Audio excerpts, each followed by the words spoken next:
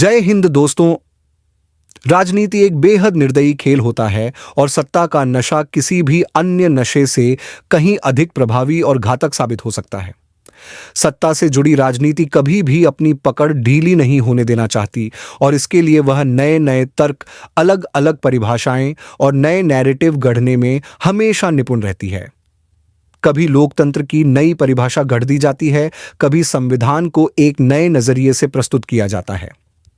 लेकिन इन सबके बीच राजनीतिक दांव पेंच में जिसका भी हित टकराएगा, उसके खिलाफ तरह तरह के आदर्श वाक्य उछाले जा सकते हैं। लेकिन जब वही स्थिति स्वयं पर आ पड़े तो वही बात बेईमानी लगती है और शायद राष्ट्र विरोधी भी। राजनीति की यह निर्दयता सत्ता के साथ मिलकर ऐसा माहौल और ऐसा ताना बाना बुन देती है कि जो इसमें फंसता है वह चाहकर भी इससे बाहर नहीं निकल पाता। आज इस संदर्भ में चर्चा बिहार के मुख्यमंत्री नीतीश कुमार की हो रही है। बिहार की राजनीति में नीतीश कुमार एक ऐसा चेहरा है जिनकी मौजूदगी से ही भारतीय जनता पार्टी बीजेपी सत्ता तक पहुंचने की राह बना पाती है। यदि नीतीश कुमार का वोट बैंक बीजेपी के वोट बैंक में जुड़ जाए तो दोनों मिलकर सरकार बनाने में सक्षम हो जाते हैं।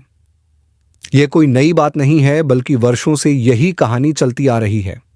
लेकिन अगर यही नीतीश कुमार आरजेडी राष्ट्रीय जनता दल के साथ हो जाएं, तो आरजेडी की सत्ता भी नीतीश कुमार की ताकत के सहारे सत्ता के दरवाजे तक पहुंच सकती है। 2015 का चुनाव याद होगा, जब नीतीश कुमार और लालू यादव ने एक साथ मिलकर 100 से अधिक सीटों पर जीत दर्ज की थी। इसके बाद परिस्थितियां बदलीं और पिछले चुनाव में नीतीश कुमार और बीजेपी ने मिलकर सत्ता हासिल की, जबकि आरजेडी 75 सीटों पर अटक गई। बिहार विधानसभा की कुल 243 सीटों के बीच सत्ता संतुलन बनाए रखने की कला में नीतीश कुमार दशकों से माहिर रहे हैं। पिछले 20 वर्षों से बिहार की राजनीति में उनका चेहरा इस तरह से स्थापित हो चुका है कि कोई दूसरा चेहरा उभर ही नहीं पाया। अब सवाल यह उठ रहा है कि क्या नीतीश कुमार अब स्वस्थ नहीं हैं? क्या वे अब सत्ता चलाने की स्थिति में नहीं हैं? और यदि उनकी सेहत को लेकर कोई आशंका है तो उनकी मेडिकल रिपोर्ट सार्वजनिक क्यों नहीं की जा रही? इस पूरे घटनाक्रम को लेकर राजनीतिक दलों में हलचल मची हुई है, खासकर उन दलों में जो नहीं चाहते कि 2025 के बिहार विधानसभा चुनाव से पहले नीतीश कुमार का राजनीतिक अस्तित्व समाप्त हो जाए। क्योंकि यदि चुनाव से पहले नीतीश कुमार राजनीति से अलग हो जाते हैं तो लगभग 15% वोट बैंक का झुकाव किस दिशा में होगा, यह एक बड़ा सवाल बन जाएगा। इसके अलावा अगर जनता दल यूनाइटेड जेडीयू की कमान नीतीश कुमार नहीं संभालते तो क्या विधानसभा चुनाव से पहले जेडीयू टूट जाएगा? क्या जेडीयू का बड़ा हिस्सा बीजेपी में विलीन हो जाएगा, या फिर बीजेपी किसी राजनीतिक सामाजिक समीकरण के तहत जेडीयू को एकजुट रखना चाहेगी? ये सभी सवाल महत्वपूर्ण हैं, खासकर उस वीडियो के बाद जिसने पूरे देश में बहस छेड़ दी।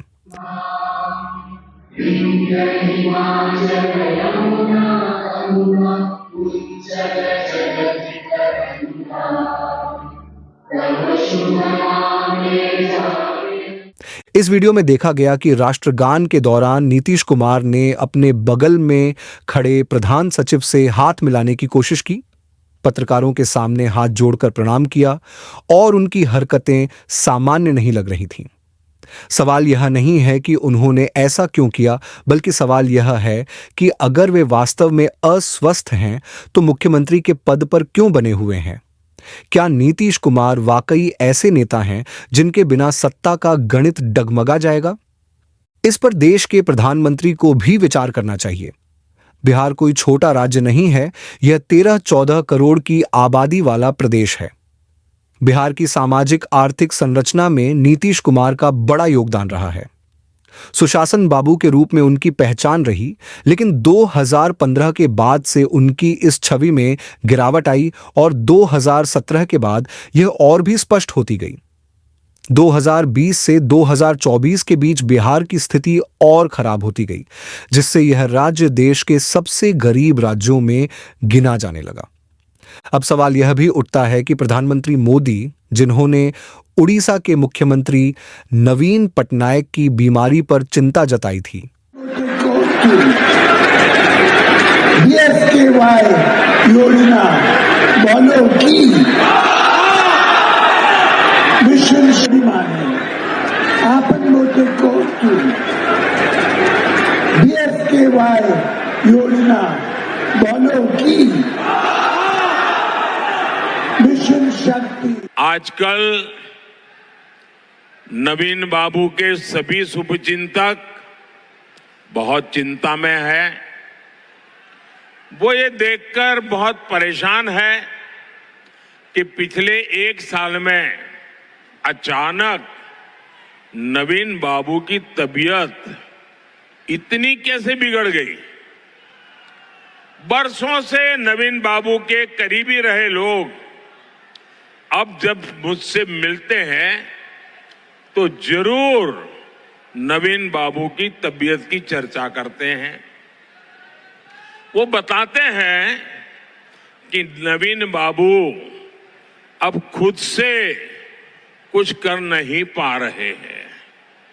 अरसे तक नवीन बाबू के करीबी रहे लोगों का मानना है कि उनकी तबीयत बिगड़ने के पीछे कोई साजिश भी हो सकती है। सवाल ये कि नवीन बाबू की तबीयत खराब होने के पीछे क्या कोई षड्यंत्र है क्या? ये उड़ीसा के लोगों को जानने का अधिकार है। कहीं इसमें उस लॉबी का तो हाथ नहीं है ना, जो नवीन बाबू के नाम पर पर्दे के पीछे उड़ीसा में सत्ता भोग रहे हैं। वे बिहार के मुख्यमंत्री की सेहत को लेकर क्यों चुप्पी साधे हुए हैं? नवीन पटनायक का एक वीडियो वायरल हुआ था जिसमें उनके सहयोगी पांडियन उनके बगल में खड़े थे और नवीन बाबू माइक पकड़ने की कोशिश कर रहे थे, लेकिन उनका हाथ अचानक कांपने लगा। इसके 3 दिन बाद प्रधानमंत्री मोदी ने एक जनसभा में सवाल उठाया कि क्या नवीन पटनायक की बीमारी को छुपाने की साजिश हो रही है। उन्होंने कहा कि नवीन बाबू के करीबी लोग भी अब यह मानने लगे हैं कि उनकी सेहत में गिरावट किसी षड्यंत्र का परिणाम हो सकती है। अब यदि प्रधानमंत्री मोदी उड़ीसा के मुख्यमंत्री की बीमारी को लेकर सवाल खड़े कर सकते हैं, तो बिहार के मुख्यमंत्री को लेकर उनकी चुप्पी क्यों? क्या राजनीति इतनी क्रूर हो सकती है कि वह एक राज्य के बीमार मुख्यमंत्री पर सवाल उठाए और दूसरे राज्य के बीमार मुख्यमंत्री पर खामोश रहे? नीतीश कुमार का स्वास्थ्य केवल सत्ता की दृष्टि से ही नहीं, बल्कि बिहार के भविष्य की दृष्टि से भी महत्वपूर्ण है। पहले भी विधानसभा के भीतर और बाहर उनके अजीबोगरीब बयानों और व्यवहार को लेकर सवाल उठ चुके हैं। एक बार उन्होंने विवाह पुरुषों और महिलाओं के संबंधों पर अजीबोगरीब टिप्पणी कर दी थी, जिससे राजनीतिक गलियारों में हलचल मच गई थी। ऐसे कई अवसर आए जब उनकी सेहत पर संदेह किया गया, लेकिन उनके आसपास मौजूद सत्ता के हितैषी शायद नहीं चाहते कि यह चर्चा खुले में हो। अगर बिहार की राजनीति को देखें तो नीतीश कुमार का वोट बैंक लगभग 15% का है। 2005 से लेकर 2020 तक जेडीयू का वोट प्रतिशत 15 से 22% के बीच रहा है। 2005 में उन्हें 20% वोट मिले, 2010 में 22%, 2015 में 17% और 2020 में यह घटकर 15.39% हो गया। अब सवाल यह है कि अगर नीतीश कुमार 2025 के चुनाव से पहले राजनीतिक रूप से निष्क्रिय हो जाते हैं, तो जेडीयू का यह 15% वोट कहां जाएगा? क्या जेडीयू के अंदर कोई और ऐसा चेहरा है जो पार्टी को एकजुट रख सके? शायद नहीं। यही कारण है कि अचानक नीतीश कुमार के बेटे का नाम सामने आने लगा है। यही स्थिति नवीन पटनायक के साथ भी थी। उनके परिवार में कोई उत्तराधिकारी नहीं था, लेकिन नीतीश कुमार के बेटे हैं, हालांकि वे राजनीति में सक्रिय नहीं हैं।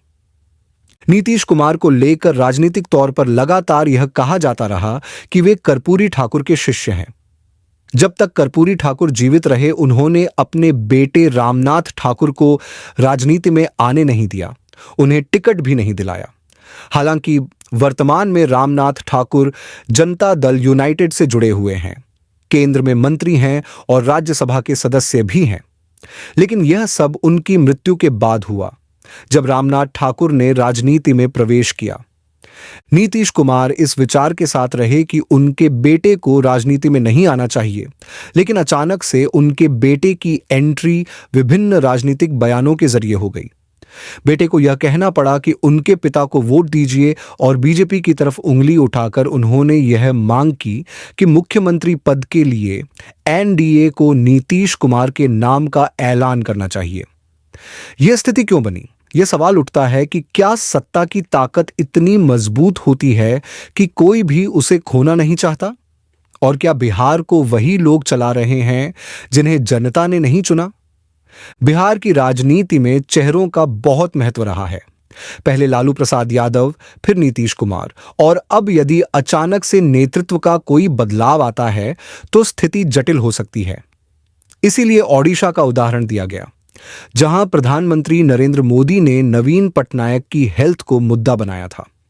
इसी तर्ज पर बिहार में भी बीजेपी को यह चिंता सता रही है कि अगर नीतीश कुमार मुख्यमंत्री नहीं रहे तो उनका नेतृत्व कौन करेगा, क्योंकि बिहार में बीजेपी का वोट प्रतिशत लगभग 20% के आसपास ही रहता है, जो कि नीतीश कुमार की तुलना में कमजोर आधार है। 2015 में जब बीजेपी अकेले चुनाव लड़ी तब उसका वोट प्रतिशत 24.4% तक पहुंचा, लेकिन सीटें सिर्फ 53 मिली।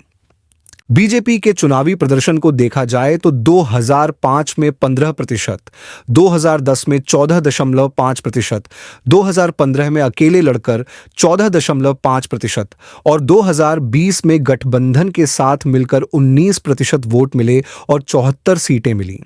दूसरी ओर आरजेडी का वोट प्रतिशत भी औसतन 20 से 20.5% के आसपास रहा है। 2020 में आरजेडी को 23% वोट और 75 सीटें मिली थीं, जबकि 2015 में जनता दल यूनाइटेड के साथ गठबंधन में यह आंकड़ा 18.5% था। यहां सबसे बड़ा सवाल यह है कि अगर नीतीश कुमार मुख्यमंत्री पद से हटते हैं तो उनके औसतन 15% वोट कहां जाएंगे? क्या बिहार में भी ओडिशा जैसी स्थिति बनने जा रही है, जहां मुख्यमंत्री के स्वास्थ्य को लेकर राजनीति हो रही थी? बिहार में बीजेपी के नेता इस मुद्दे से ध्यान हटाने के लिए लालू यादव के राष्ट्रगान प्रकरण को उछाल रहे हैं। लेकिन बड़ा सवाल यह है कि क्या नीतीश कुमार खुद अपनी सेहत को लेकर स्पष्ट बयान दे सकते हैं?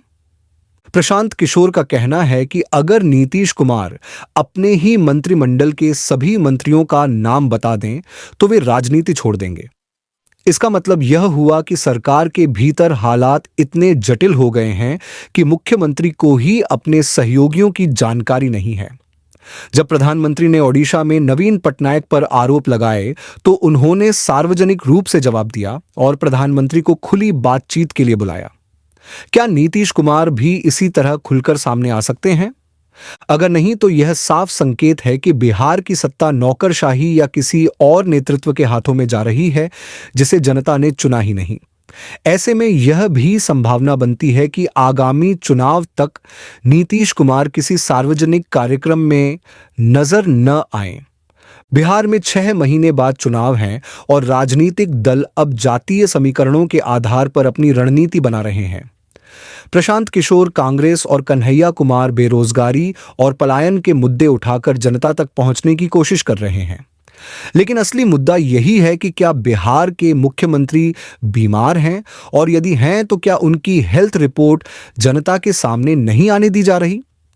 बीजेपी के लिए एक और समस्या यह है कि अगर नीतीश कुमार राजनीति से अलग होते हैं तो क्या बीजेपी के पास कोई चेहरा है जो उनकी जगह ले सके? क्या यह आरजेडी के लिए एक बड़ा अवसर बन सकता है? क्योंकि तेजस्वी यादव ने हेल्थ के मुद्दे पर बात न करके राष्ट्रगान प्रकरण को मुद्दा बनाने की कोशिश की। इससे यह सवाल उठता है कि क्या विपक्ष भी इस पूरे राजनीतिक घटनाक्रम का फायदा उठाने में लगा है? मुख्यमंत्री राज्य का नेता होता है, लेकिन यदि वह राष्ट्रगान के दौरान बैठा रहे तो यह निश्चित रूप से शर्मनाक है। तेजस्वी यादव ने इस पर बयान दिया, लेकिन क्या यह उनकी राजनीतिक रणनीति का हिस्सा था? सबसे बड़ा सवाल यह है कि बिहार में क्या सुशासन की राजनीति खत्म हो गई है? क्या हेल्थ से जुड़े मुद्दों को छुपाने के लिए ही बार बार बिहार को बजट पैकेज की घोषणाओं से बहलाया जा रहा है? 3 प्रमुख बातें अब सामने आ रही हैं। नीतीश कुमार की हेल्थ रिपोर्ट क्या सार्वजनिक होनी चाहिए? क्या प्रधानमंत्री मोदी को खुद हस्तक्षेप कर यह कहना चाहिए कि अगर किसी राज्य का मुख्यमंत्री बीमार है तो वहां राष्ट्रपति शासन लगाया जाए? बिहार की जनता के मन में यह सवाल उठ रहा है कि क्या उनके पास कोई नया विकल्प है? कोई भी राजनीतिक दल खुद को अपने नेता के बिना कमजोर नहीं देखना चाहता। ऐसे में क्या नीतीश कुमार के बेटे को राजनीति में लाने की तैयारी हो रही है? क्या जेडीयू अब पारिवारिक राजनीति की ओर बढ़ने वाला है? यह सवाल इसलिए भी महत्वपूर्ण है क्योंकि सत्ता की ताकत इतनी प्रबल होती है कि कोई इसे छोड़ना नहीं चाहता।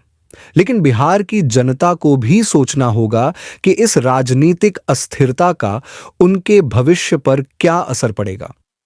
धन्यवाद। जय हिंद।